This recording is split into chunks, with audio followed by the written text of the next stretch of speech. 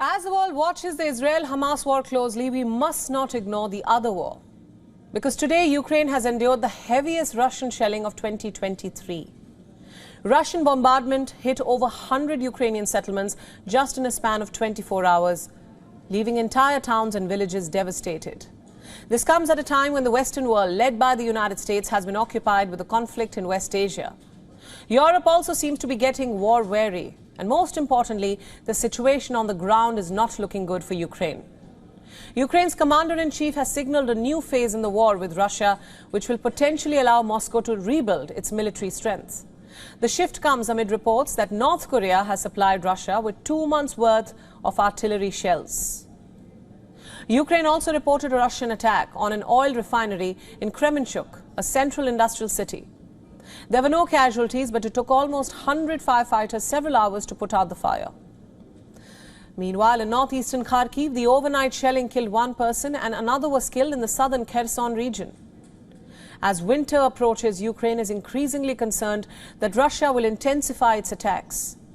Moscow has shifted from a defensive stance during Ukraine's counteroffensive to a more aggressive posture. In the coming weeks, there is a growing fear that Russian forces may target Ukraine's energy infrastructure, same as last year, just ahead of the harsh winter months. A fear now confirmed by Ukraine's National Security and Defense Council Secretary, Oleksiy Danilov. He told a local TV channel that Russia was preparing attacks against Ukraine's key infrastructure once the temperatures get lower. He said, and I quote, "They will attempt to strike at our critical infrastructure facilities which ensure daily activities." But the Ukrainian official says that the country is prepared and that allies were providing additional air defenses.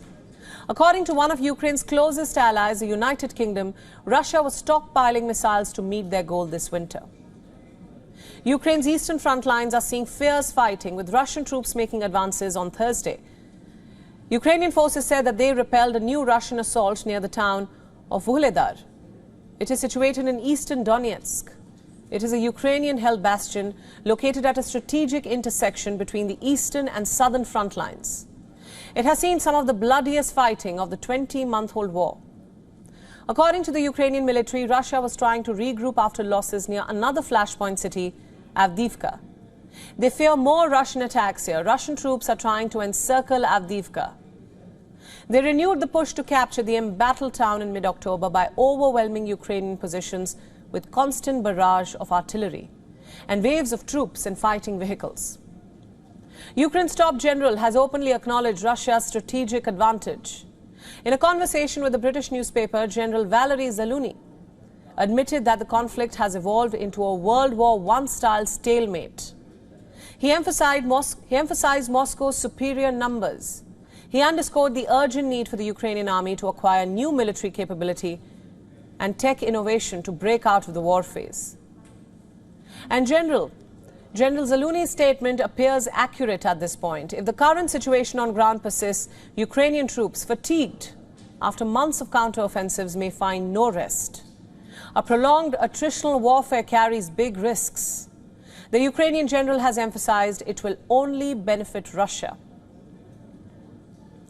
Almost 5 months after Ukraine launched its counteroffensive, the situation on ground has not really changed. Ukraine has not made a serious breakthrough. Its operations have faltered due to heavily mined Russian defensive lines. Fighting is expected to slow down as the weather worsens. Ukraine struggle to sustain ally support. As if the current challenges are not enough, Ukraine now faces the risk of losing the sympathy of its allies. There's a growing sense of war fatigue in Europe, and now the Italian Prime Minister, Giorgia Meloni, has openly admitted it. In a call she believed was with officials from the African Union, she mentioned that Europe is becoming wary of the Ukraine conflict. Take a look. Sul lavoro, hai voglia di parlare di salario minimo, come se risolvesse il problema. L'unico modo di risolvere il problema I can tell I will do my best, as always. I'll do my best for my greatest... However, it is important to know that the call took place in September and was recently released online by Russian comedy duo Vovan and Lexus. They are accused of being a pro-Kremlin tool of information warfare, targeting high-profile Western figures. They have criticized Russia in the past for the Ukraine war. In response, Giorgia Meloni's office issued a statement expressing regret. Take a look. Questo è il tempo della responsabilità. Questo è il tempo in cui, se si vuole far parte della storia, si deve capire. The regret was over her being deceived by an imposter posing as the head of the African Union. She was pranked. However, this incident comes at a time when Ukraine's President Zelensky is urging the West to maintain its unwavering support for Ukraine. Zelensky said that the scariest thing is that some parts of the world have grown accustomed to the ongoing war in Ukraine, and he's not wrong. There is visible war fatigue. It is scary, especially for Ukraine and its allies, if the current war endures into the winter months. And to discuss this and a lot more, joining me now on the show is Mr. Seres Sameni. He is the director of the European Resilience Initiative Center. He's joining me now live from Berlin. Welcome to the show. Hello, thank you for having invited me today. Right, my first question to you. Ukraine says Russia attacked more than 100 settlements in just 24 hours. This is all happening at a time when the world is focused on Gaza. Is there war fatigue in Europe at this point? I say this because of what just happened with the Italian Prime Minister. Well, of course, there is war fatigue in Europe, and of course, that many European nations would wish that this war is over, and many are asking the question, what to do further? But I don't think that many European nations are really ready to throw Ukraine under the bus.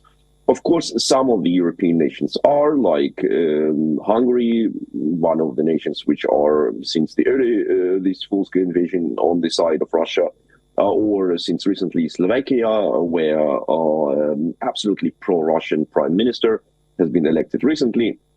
But if you look on countries like Poland or Germany or the Baltic states or the others, there are no serious politicians who would say that we need to stop our support for Ukraine. There are some voices who say, like, what can be done? We need to be realistic and not to promise too much. But it is not the discussion about the full stop. Right. If this war does go into the crucial winter months, what does this mean for Ukraine? Well, you already mentioned quite correctly, from my perspective, that Russia will try to do what Russia didn't manage to do last year. I mean, to switch off the Ukrainian power grid and to destroy Ukrainian electricity supply. But I think that it would be this time, it would be harder for Russia to achieve this goal, not only because Ukraine has more trained anti-air defense. Just remember, last year in October, Ukraine didn't have any IRIS-T, any Patriot, and any other sophisticated anti-air systems. Now Ukraine has them.